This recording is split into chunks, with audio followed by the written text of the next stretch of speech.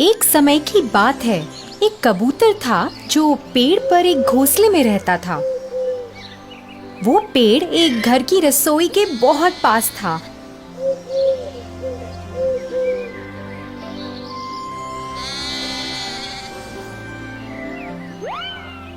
और उसमें काम करने वालों को कबूतर बहुत पसंद था।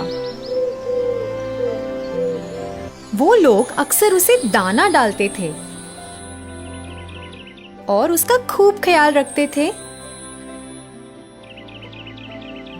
कबूतर अपनी जिंदगी से खुश था और उसे अपने घर से बहुत प्यार था। उस पेड़ के पास एक और पेड़ था जिस पर एक कौवा रहता था। वो बहुत ही आलसी था और सबको परेशान भी करता रहता था। वो दूसरे पंछियों का खाना ले लेता था और कभी उनका घोंसला भी खराब कर देता था क्योंकि उसे खुद मेहनत करने में आलस आता था। एक दिन कौवे ने कबूतर को उस रसोई से खाना लाते देखा। उसने देखा कि रसोई में काम करने वाले कबूतर के प्रति बहुत दयालु हैं और उसे भी ऐसा आराम चाहिए था। फिर एक सुहानी सुबह का दिन था जब कबूतर अपना घोंसला साफ कर रहा था और अपनी पसंदीदा धुन गुनगुना रहा था। जब वो अपने घोंसले के लिए नई झाड़ियां उठा रहा था तभी उसका पैर घास में फंस गया। वो अपना पैर निकालने के लिए बहुत संघर्ष कर रहा था।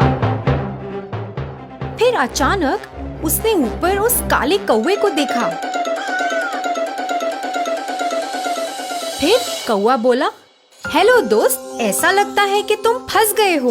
क्या मैं तुम्हारी मदद कर सकता हूँ? कोई बात नहीं, मैं ठीक हूँ, कबूतर ने कहा। अरे छोड़ो, मैं तुम्हें बाहर निकालता हूँ। कौवे ने झाड़ियों को खींचा और कबूतर का पैर बाहर आ गया। शुक्रिया दोस्त, तुम्हारा दिन खुशहाल रहे, कबूतर ने कहा।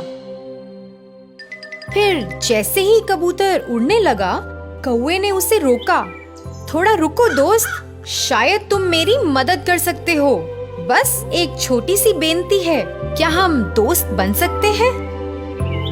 फिर कबूतर बोला, हाँ, हम शायद दोस्त बन सकते हैं।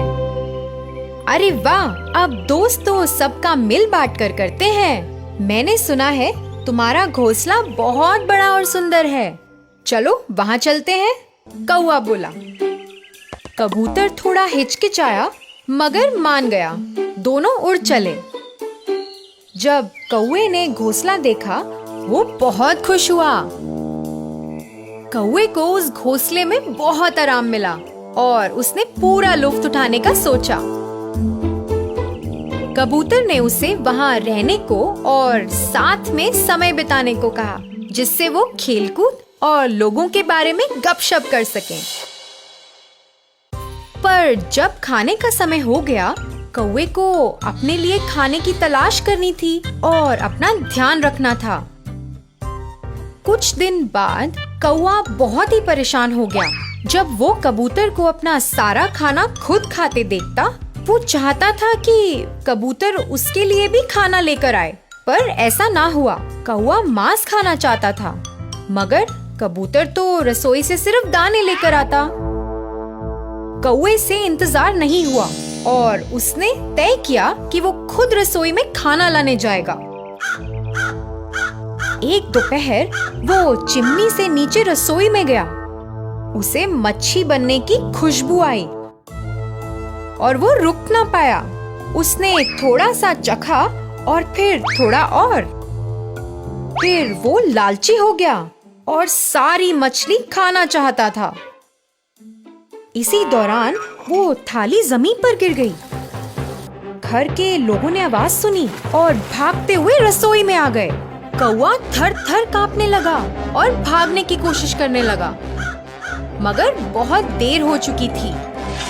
एक आदमी ने उसे पकड़ लिया और दूसरे ने कटोरे से कौवे के सर पे मारा।